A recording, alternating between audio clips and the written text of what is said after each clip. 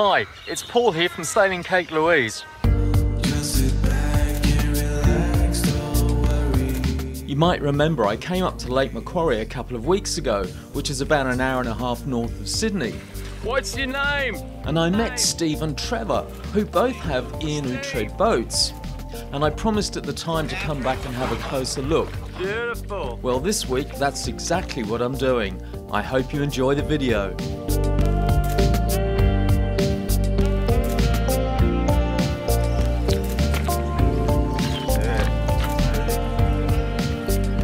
Hey Steve, how's it going?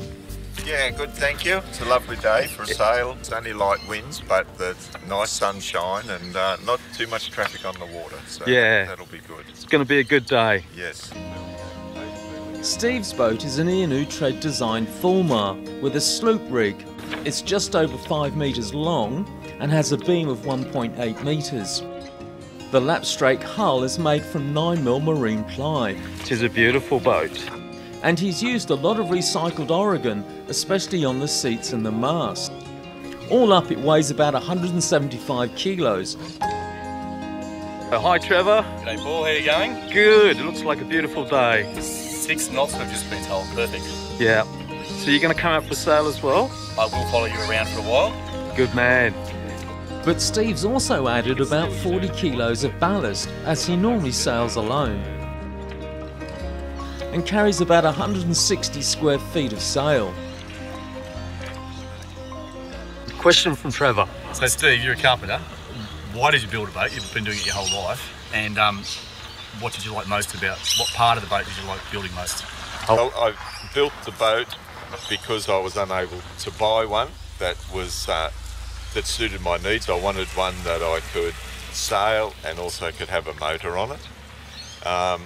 As to what was the best part in building it, I think the hull, just the hull itself, was the most interesting part. Yeah, getting the curves in the plank and the shaping of the planks. And being a carpenter, do you think that's an advantage or not necessarily? Not necessarily. The only advantage I'd have is that I know timber and I just know how to work with timber. That's the only advantage. But anyone else that can glue timber together and use a jigsaw and cut it out can do the same thing. And follow a plan. And follow a plan, yes, that's right. Carpentry's all square and level. Boat building's all curves and compound curves and yeah. So the big question is, would you do it again? Yes, I would like to do it again, but I most probably won't because I'd rather go sailing now than spend my time building boats. Sorry about the wobble there, I had to laugh. Yeah.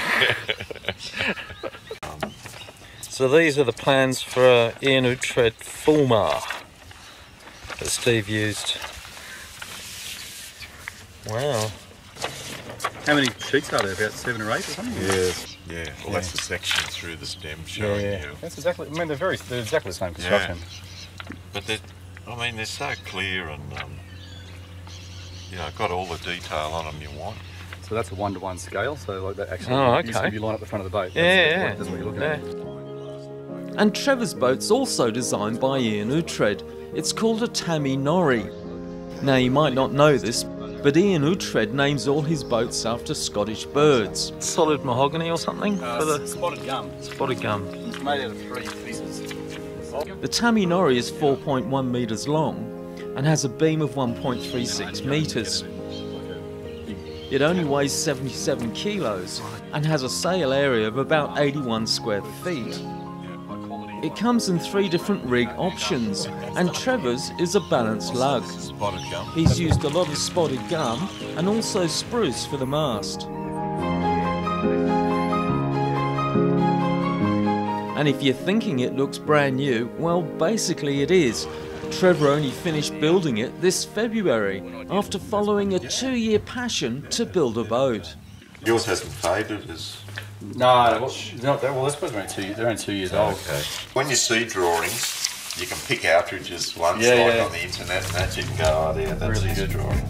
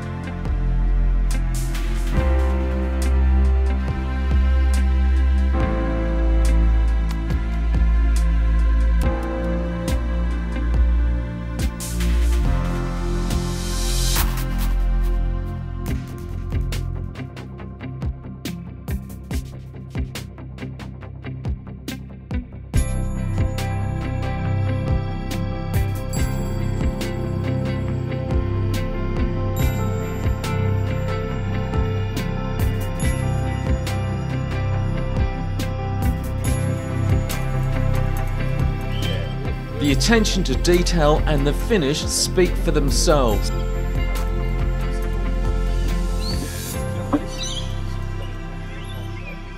Neither Steve nor Trevor have built a boat before, and it just goes to show, with a bit of time and patience, what is possible.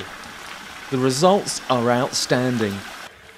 I built this boat because I enjoy sailing and I wanted something that I could manage on my own, and this is just a good size to manage on your own, and it's big enough to take away camping if you want to. Fits in my shed at home, and yeah, so it's quite handy. You don't need a mooring. You don't need hours to set them up. They set up very quickly. At least 15 minutes you'll be on the water. Why did you choose an Iain Oughtred Fulmar? I like the design, I like the shape, I like the shear on it.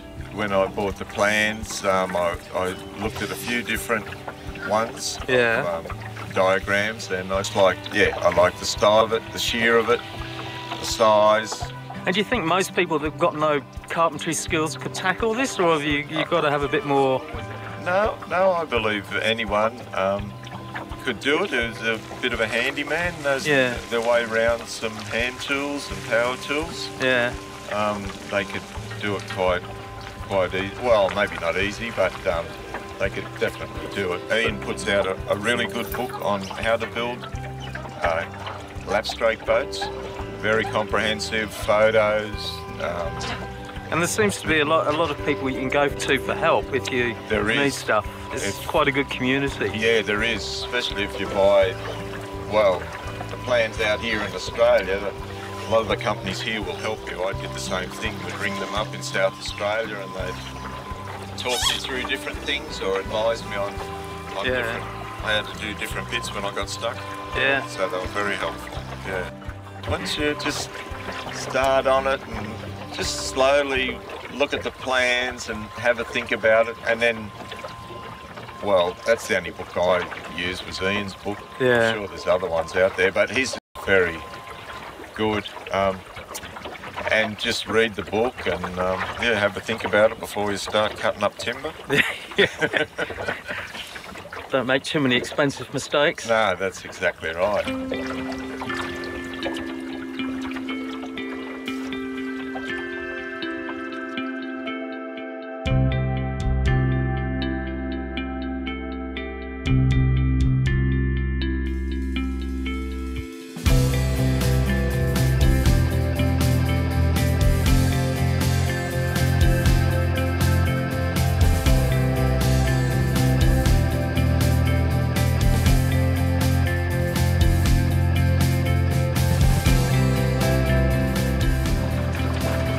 Beautiful day. And you were saying you were thinking about maybe building another one. I was thinking about building another one. I would have liked one with a cabin on it, but I think I'd rather be sailing than spending my time building now. Fair I'm enough. retired now, so I've got the time to sail more, so I think that's... Yeah. I think I'll just stick with this one. Can always camp on the shore or put a boom tent on it. Yeah, we're going to have to go up to Mile Lake soon. Yeah. It's beautiful up there. And stay on the boat that way if I have to, that's fine. On days like today, why wouldn't you want to be on the water? That's exactly right. Why wouldn't you? It's lovely.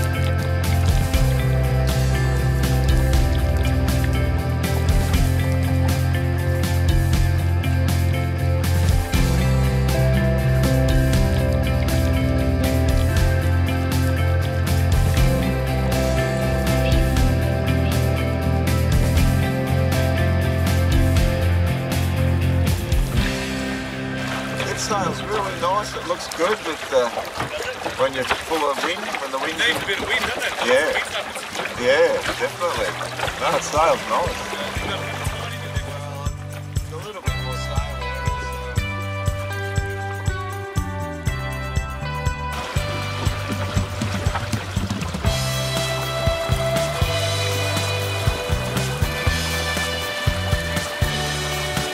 Wind's picked up a bit now.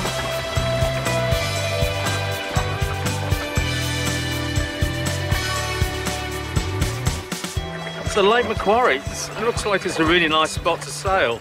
It is. It's a good spot to sail. There's plenty of water. I think it's twice the size of Sydney Harbour, they say. No, 4 times. 4 times. I thought it was twice, but it's 4 times. Okay, Yeah, there you I go. had to Google that. It's 4 times.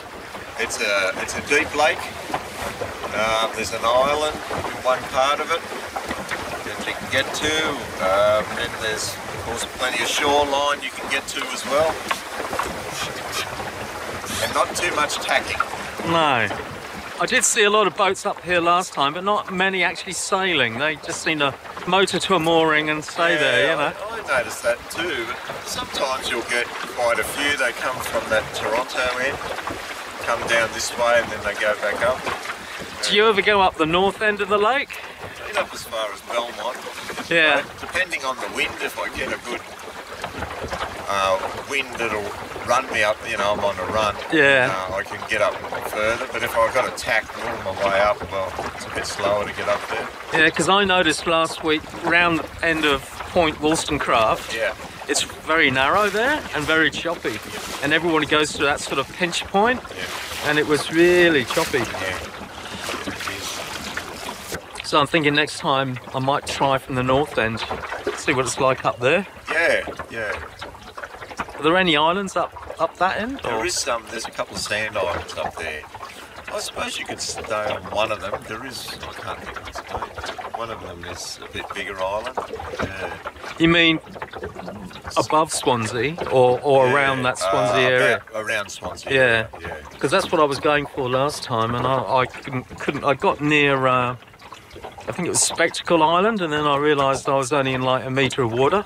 Suddenly yeah. got really shallow, and I'm going, oh, I think I better turn around. Yeah. There's a pretty good boat ramp at Swansea near the caravan park, Yeah.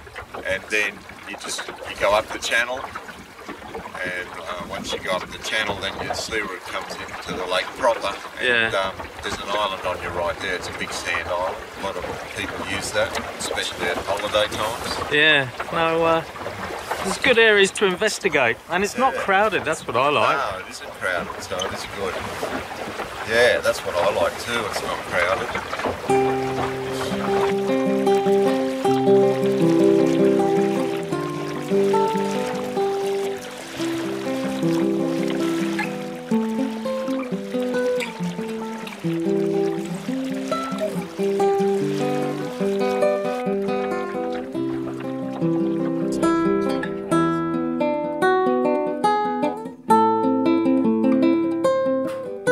It's been a fantastic day on the water with Steve and Trevor and their beautiful boats on Lake Macquarie, and I hope we'll have many more adventures together, so keep watching Sailing Kate Louise. I hope you enjoyed the video. See you next time.